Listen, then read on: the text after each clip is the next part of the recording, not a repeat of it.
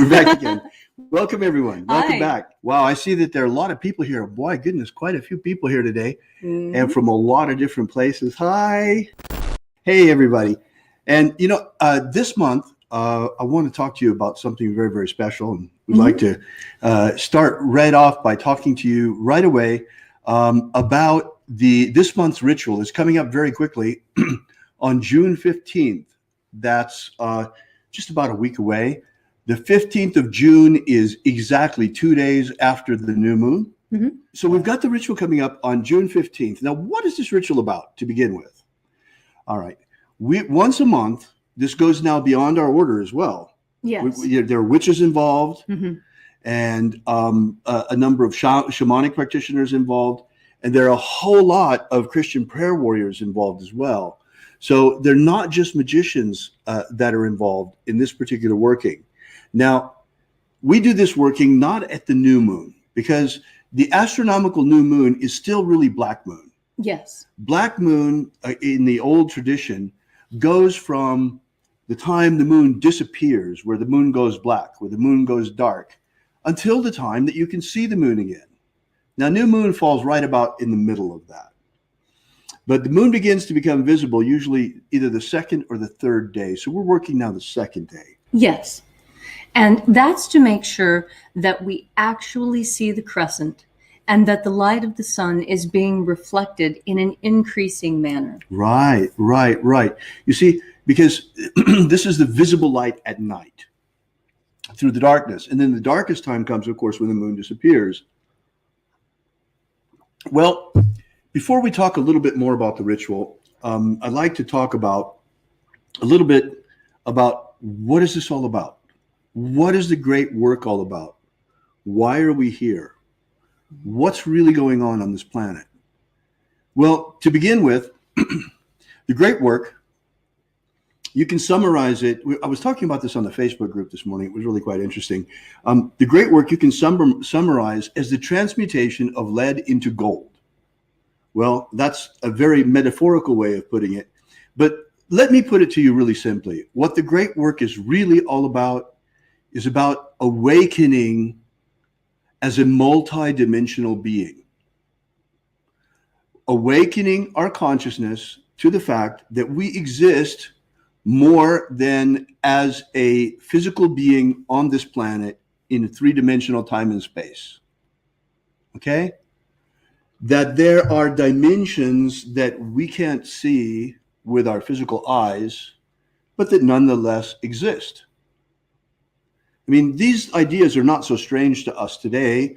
I mean, back when the ancient Hermeticists were discussing them, the idea of a multidimensional universe was really kind of strange. I mean, it was very abstract for them. But I mean, there were philosophers who talked about these things.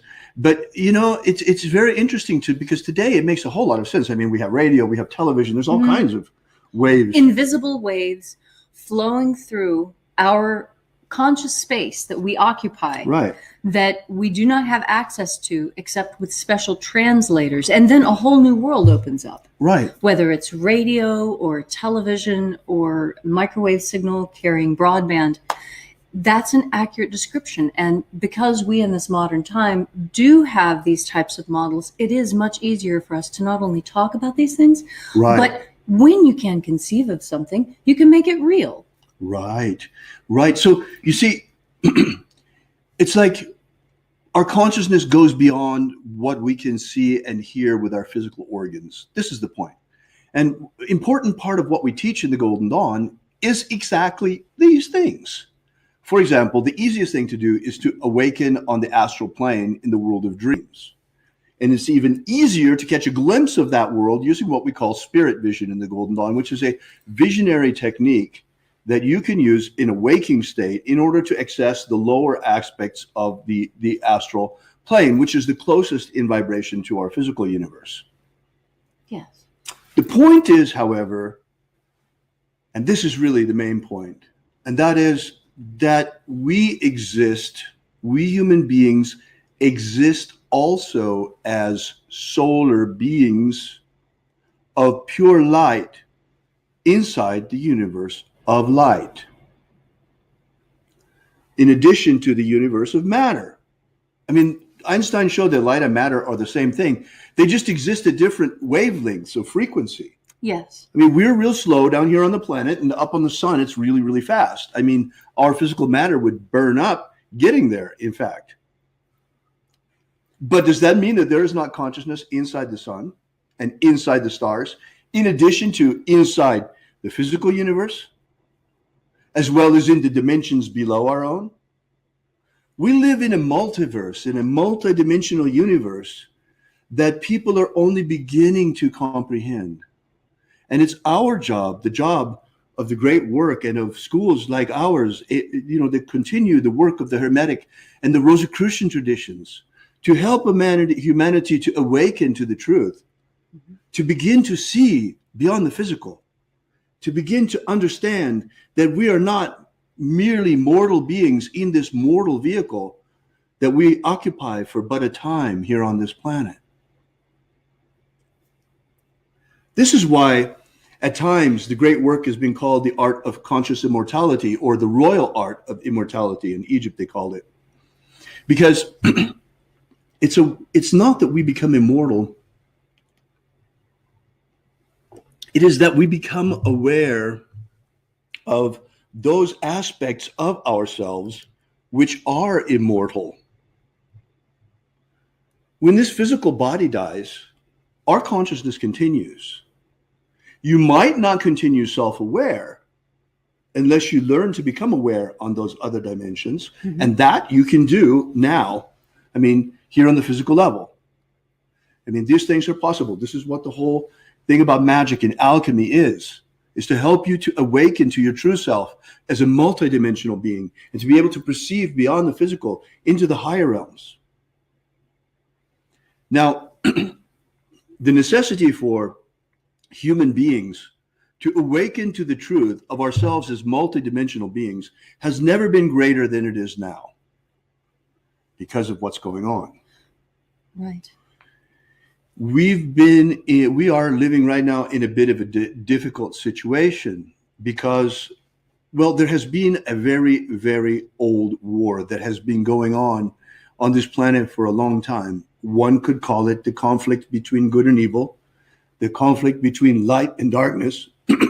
It's in these ways that humanity has best understood these things in the past. However, today, that we can understand better how we live in a multidimensional universe, you can now understand that we're involved in an interdimensional war, whether we like it or not, because our astral dimension is being invaded from lower dimensions with the help of certain black magicians that are in league with these dark creatures. So it's been a problem. We've been struggling with this, and lately it's been quite a problem. Every black moon we've been invaded, and we've managed to drive them back each time. Mm-hmm. 2 months in a row now. And the biggest news has been the arrival of angelic aid.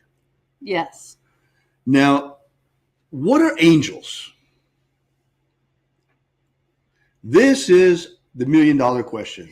And this is actually a question that for many pagans and witches is very difficult to grasp. And it's not that angels don't exist. It's that for the pagan, they have always been so closely associated with Christianity that they have forgotten about the Jewish angels, and they have forgotten about the pagan angels. Angels are not unique to Christianity. No, and all of the ancient great religions, and even in paganism, I mean, don't you have fairies? Well, we do have fairies, but angels are always portrayed as being human size, and right, fairies are always right. portrayed as being very small. Both winged creatures who are able to do miracles, but separated in that angels for pagans have always been celestial and fairies are terrestrial. I see. Well, these are certainly celestial beings. Mm-hmm. Okay. To put it to you in its most simplest terms, angels are our solar selves. I repeat, angels are our solar selves. Angels are also our future selves, because we here, human beings on the earth, are projections into the sphere of matter of the same beings which are angels in the solar realm. It's just that we're here. We're here living in flesh. But this is not the whole of our being. You know, we feel imprisoned in this planet because we can only see that which is in this dimension. But we can actually perceive much more than this. And you are much older than you realize you are. You're more older than this meat suit. All of you. All of us. Certainly. And so I've learned some significant things about this, you know, through contact with them, with the angels in recent weeks. And the contact has been extremely intensive because of the situation and what's been happening, because we've been having trouble at the Mojave portal for months. And, you know, with all of the magicians, both in our order and out of our order, the Magi that have come to help, we've been managing to really hold these creatures off. But things got overwhelming. Finally, at a point, they got overwhelming, and we called on angelical aid, and the Emetiel came.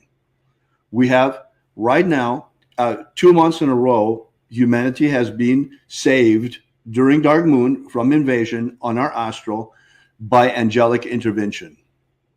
There have been 2 archangel ships, which are solar light ships, living solar light ships. They actually are composed of many light beings, creatures, angelic solar beings that, you see, at that dimension, it's possible to continue to exist as an individual, mm-hmm.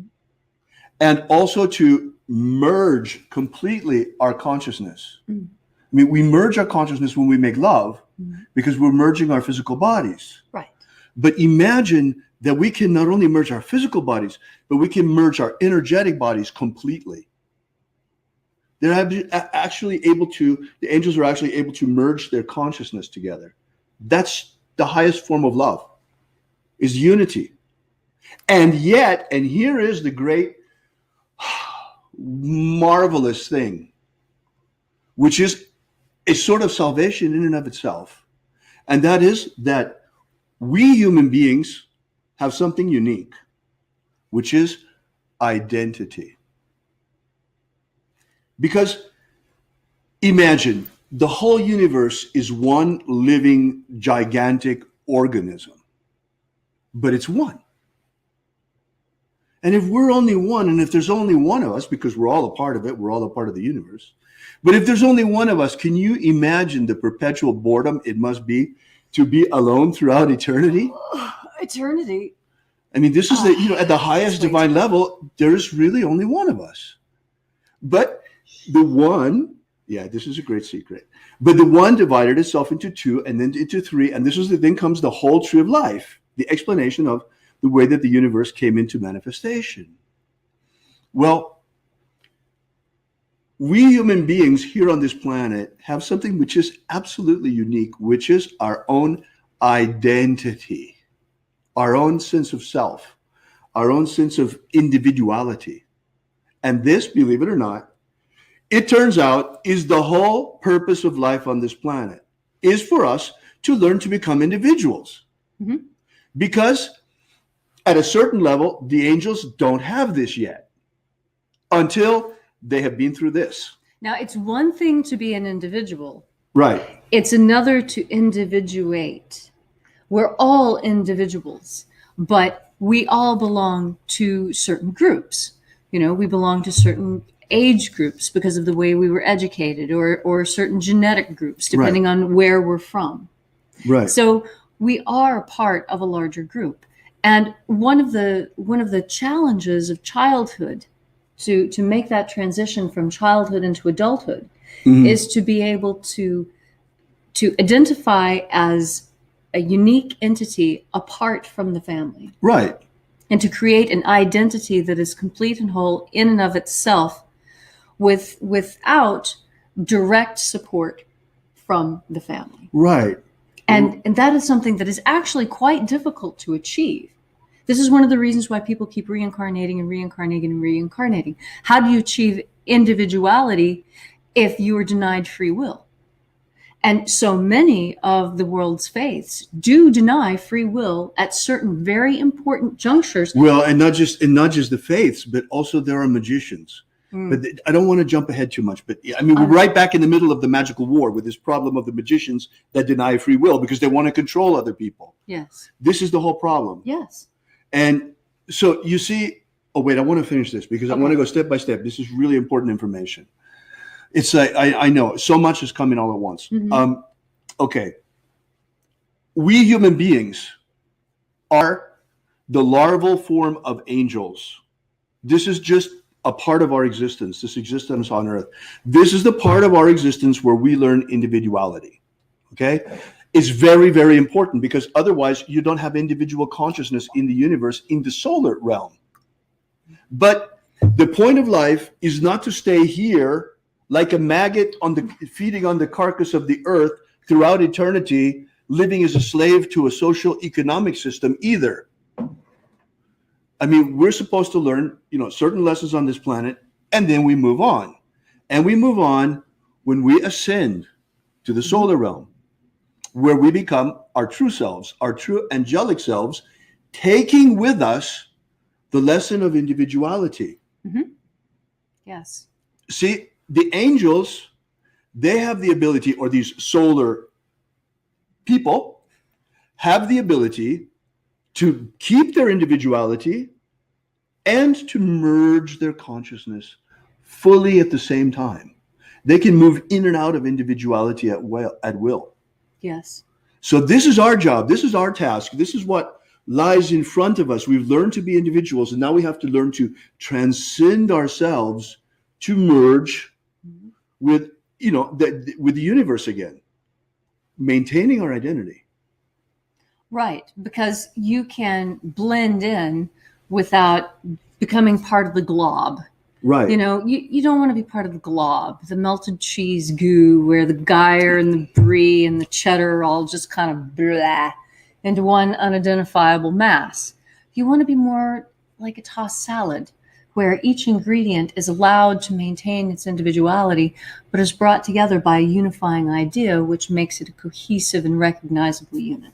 Exactly. And this is what an angel arc is. You have many angels who are merging their consciousness together to actually create a light ship, which can travel through dimensions, which actually last new moon and the new moon before, 2 times have descended from the solar into our astral, where they are right now, guarding the portals, which is why since last new moon, we have had no more problems. Both Antarctica portal and Mojave portal are guarded by light ships, by archangels. So, well, I know I'm covering a lot of ground here with you guys today, but it's really important because there's a lot that's at stake. And I want to really explain this to you the absolute best that I can, because it's so important.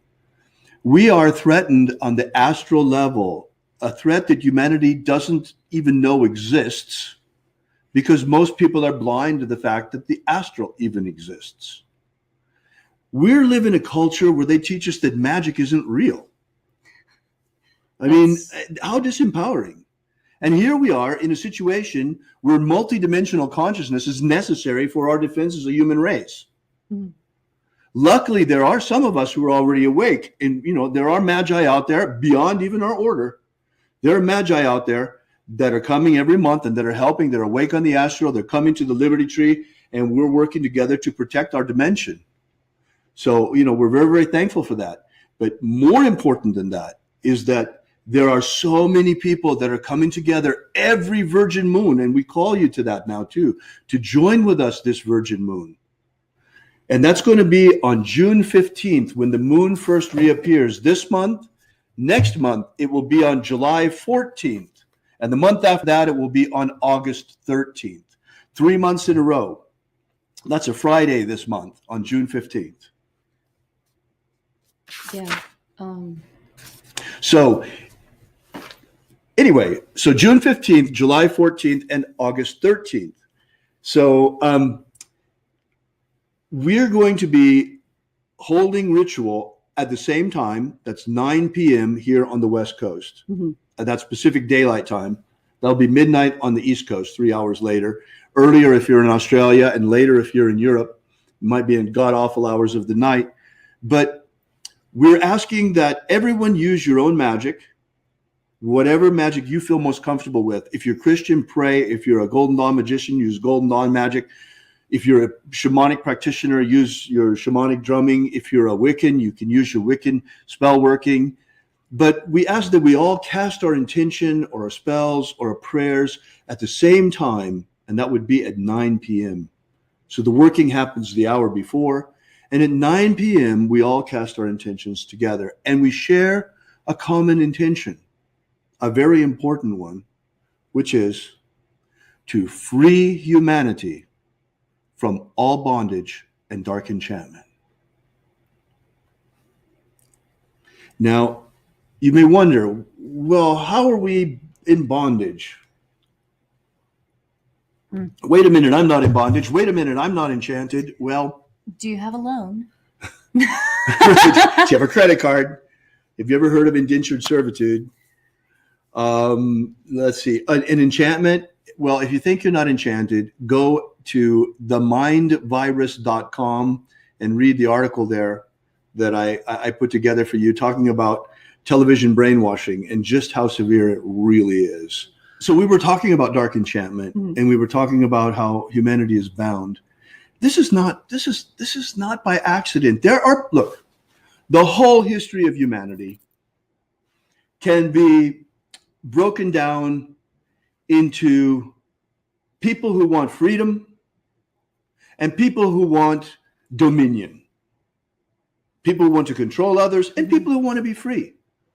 This brings us to a situation of either Renaissance, where everything is blossoming and blooming, or control, authoritarianism. And you can analyze in a way the whole history of humanity is that, and it's really a conflict between these two things. So we are taking the bull by the horns. Somebody has to do it. We believe in magic. We know it's there. We see what's going on. So we're stepping up to the plate. We're taking the responsibility, and we're fighting for human freedom. Don't take for granted that the future of the human race is going to be one in liberty and freedom. I mean, look around us. Look at what's going on in the world. How many cameras, how many surveillance cameras do you count on your way to work in the morning? Right. There's one at the stoplight. There's one at the gas station. Lots more at the gas station. There's one inside at the register and one outside at the pump. Social engineering in television, brainwashing that's being done using micro traumas, images of torture, followed by really flash images, programming you with whatever post-hypnotic suggestions they want to use. Yeah, this stuff is legal again in the United States, and yeah, they're using it. So, I mean, take a look around. But we can turn this ship around. Humanity does have a bright future. We're standing at the beginning of the Renaissance. We're standing at the beginning of the age of Aquarius. We're standing at the beginning of the age of rebirth, the age of freedom, of peace, of love, of understanding. But it's not there yet. We got to fight for it. And the way we fight for it is by every month with that new moon, we cast our intentions, as many of us as we can muster, to free humanity from all bondage and all dark enchantment. The July 14th ritual is going to be especially important since it falls on Bastille Day, and France is they're on the brink. They're right there on the razor's edge of positive change or negative change. Well, we're all here on this razor's edge, and it's going to be a while before we see exactly how this is going to manifest. But I'm hopeful. I'm very hopeful. There are winds of freedom that are blowing in the world, and winds of prosperity as well. So, look, if you pray, pray. If you drum, drum. If you spell cast your spells. If you do Golden Dawn magic, do Golden Dawn magic. But stand with us and cast your intention at 9 p.m. Pacific Daylight Time this month, June 15th. And that will be, you adjust your times for that. And the ritual, do the hour before. Okay, whatever that work it is that you want to do. So I invite you to join with us this month on the 15th of June. Next month, July 14th, the month after that, August 13th, and every Virgin Moon, every Ascension Crescent, the night the moon first reappears after that, because we're going to keep doing this until every woman and every man is free.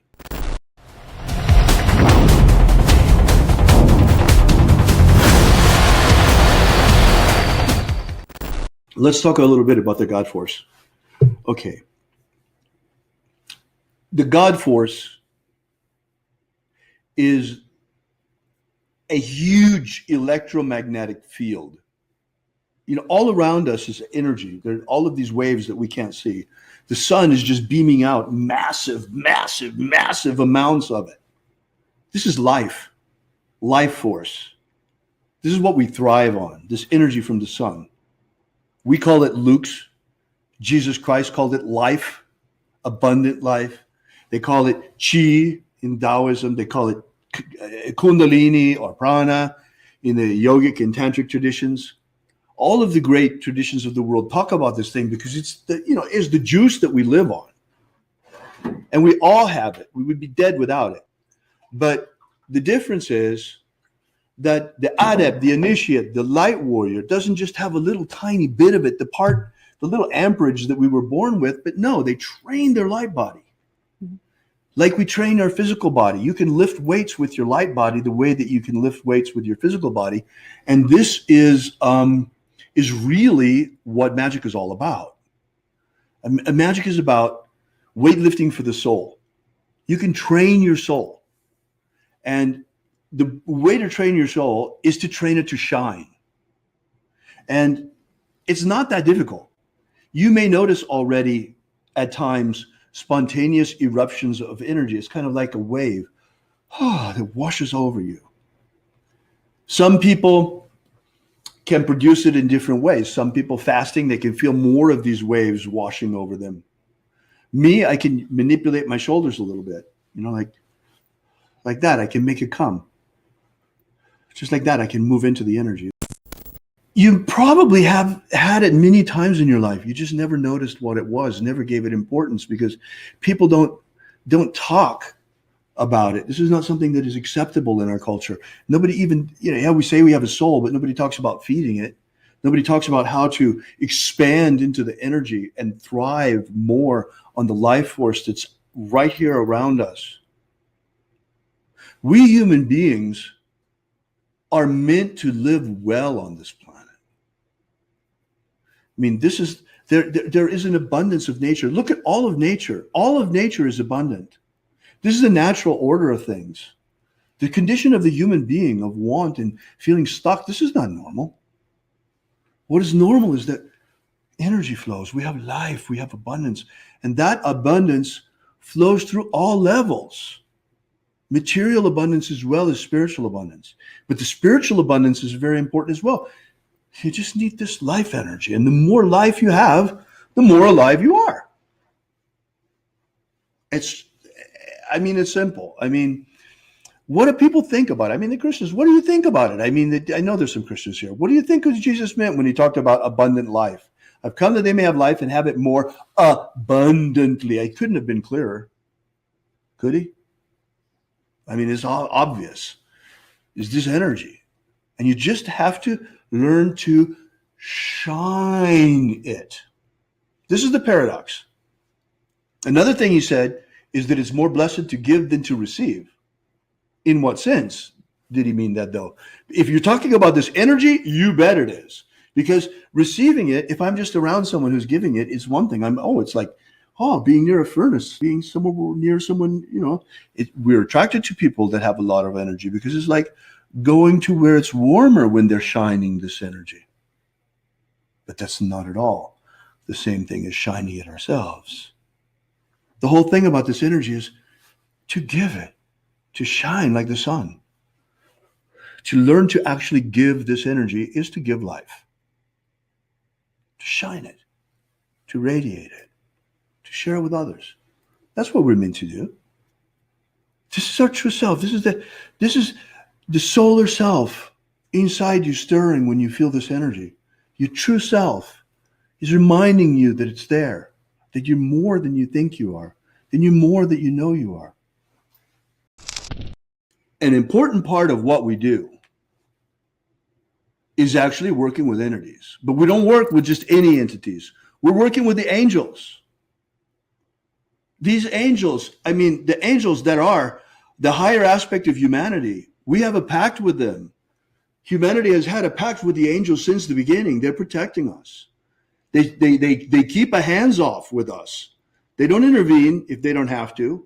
But in situations like right now where we're threatened on the astral, you bet they're there. 2 ships. Now, the angels play an important role also because they have their own vibration. They have their own energy. They have their own frequency of vibration. And they can come near to us, especially on the astral. Just coming in contact with them on the astral, like so many of the Magi are doing now, those of us that are awake on the inner planes and that we're meeting with them at the portals and having a chance to talk to them and learn many things from them. You know, just the contact with them energetically changes you. It's like attracts like. You know, there are higher beings in the universe that if we as human beings just make an effort, if we just pull ourselves up by our bootstraps, if we just raise our consciousness enough so that we're not so dense like the rock of the earth, so we're not so thick as a log anymore, thick as a brick, but rather we're more subtle that we can begin to perceive things. The hardest part of the great work is the first part. It's a labor of Hercules, the ancient Hermetic masters call it, because it is. You got to work hard. You got to pull yourself up by the bootstraps, but then it becomes easy. Because once you get to a certain level, they come. The higher beings come, the angels, they come, and they pull you up. They help you. They pull you up. They're there. There's divine aid for all of us who want to ascend. It's waiting for us. But there's a law. We have to make it a certain way on our own energy, on our own effort. Only those who try are helped. It's just that way. It has always been that way. You have to prove yourself worthy. And we prove ourselves worthy by raising our consciousness, by elevating our consciousness, by growing spiritually, by doing things like working to free the whole human race, in pure love, and proving ourselves worthy in that way until as we reach up, they reach down and they pull us up. And your consciousness gets a tremendous boost in frequency and bam, you're there. Holy Spirit, Chi, God Force, Prana, Kundalini, is all this energy, all of it, the energy that our souls are made of. Okay? Now, but when you talk about magnetic power, this is an entirely different question. Because we human beings, we have access to 2 different aspects of this energy. We don't have it such defined terms to describe it so easily, except for magnetism and electricity here in the West. Mm-hmm. But like I told you before, these things are part of all of the great initiatic traditions of the world because they're all remnants of that one truth, which is the truth of humanity. And at the highest levels, they all have similar teachings because there's really only one truth. Now, the Taoists describe this particular thing very well because they talk about yin and yang. Okay, what is this yin and yang business? We have it also in the glyph of the tree of life when you see the 10 Sephirot there, and you have the 10 places where the energy is at rest, the Sephirot, and you have the paths going between them where the energy is in motion. This is yin energy in the Sephirot and yang energy flowing between them. This makes reference to the magnetic and the electric properties of the soul. Let me repeat that. This makes reference to the electric and magnetic properties of the soul, because the soul has both. We use our magnetism when we're performing the ritual of the middle pillar. We're charging our energetic centers using the God force around us, using magnetism to attract it. This is how we feed our souls, using the rite of the middle pillar, by attracting God force, using magnetism.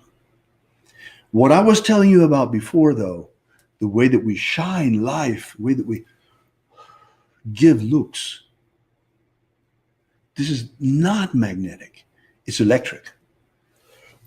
Young energy you're giving. And this is the energy that we use when we consecrate talismans.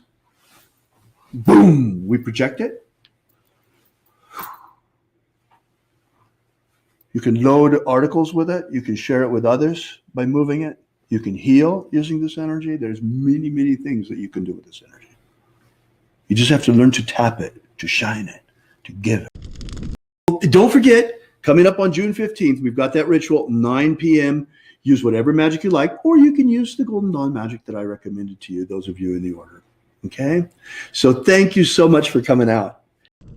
Have you ever wanted to gain real magical abilities so you can become the master of your destiny? Do you wish you could get the ancient secret key for free so you can build the life of your dreams? If you've wanted more out of life, to become all that you can be, physically, romantically, financially, spiritually, then you need to take action and get this right now. That's right, and for free, but it won't be available for much longer. So go right now to thescienceofmiracles.com and get started. Achieve the prosperous life you want for yourself. Gain ultimate life mastery.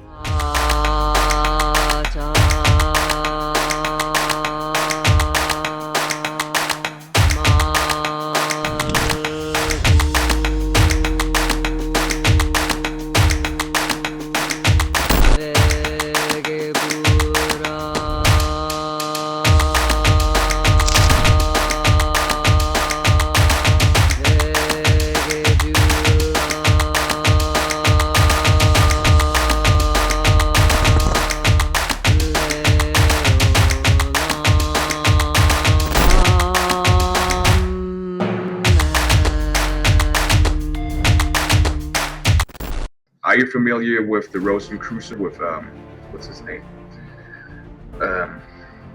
He's popular in the States. He's the president, or the from the Golden Dawn. What's his name? Oh, David Griffin. yes. Yeah, I saw an email yesterday that he sent out about, there's a magical war going on between people trying to curse Trump and between people trying to save Trump with magic, So, and he was even featured on InfoWars with that.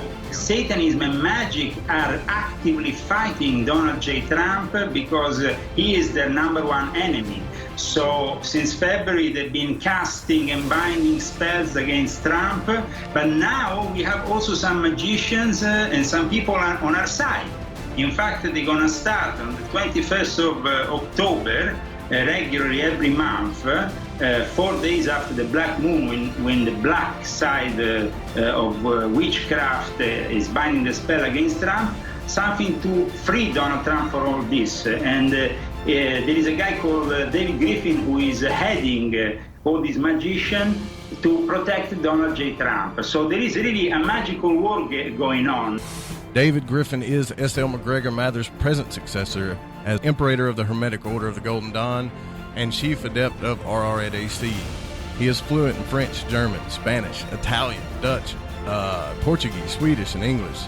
Today, he is charged with the mission to train magicians in the ancient Hermetic mysteries of solar ascension. He is also a high-grade Freemason, 33 degree, 90th, and 96 degree, in the ancient and primitive rite of Memphis and Mizraim.